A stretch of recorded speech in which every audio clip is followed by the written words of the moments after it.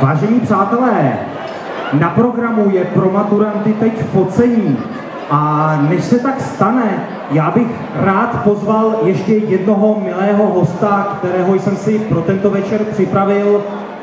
Je to host, který se do dnešního večera hodí, protože je z Benátek. Prosím, pomožte mi svým potleskem přivítat Jardu.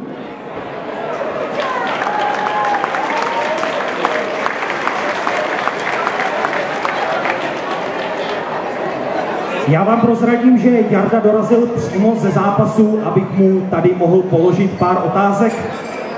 Jak si zatím užíváte dnešní ples? Tak určitě. Já jsem rád, že tady můžu být a jak říkám, je to pro mě čest a uvidíme. Vy jste na Brandýském gymnáziu dlouhá léta působil. Jak na to vzpomínáte? Tak určitě.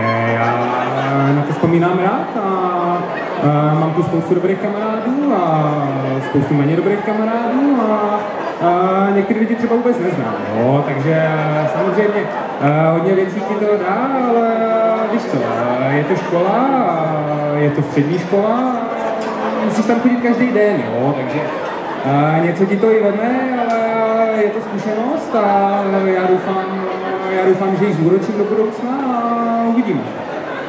Díky.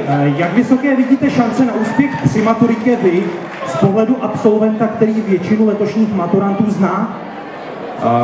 Tak určitě. Já jsem rád, že tady teď jsou tady noví studenti a jsou to mladí studenti a nadaní studenti.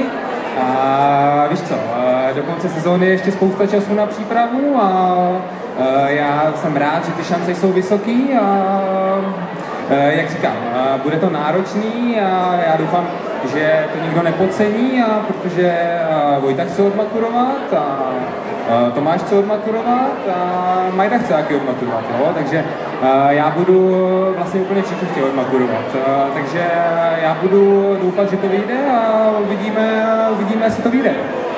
Ještě nám na závěr rozhovoru řekněte, měl byste nějakou radu pro maturanty, když je tady takhle máme, aby to, jak říkáte, vyšlo?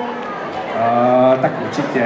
Já si myslím, že nejdůležitější je bojovat a jít do toho po hlavě a neposrat se v koncovce, jo? Protože víš co, 4 nebo 8 let vedeš a pak dostaneš v poslední minutě bůra a je po zápase. Jo?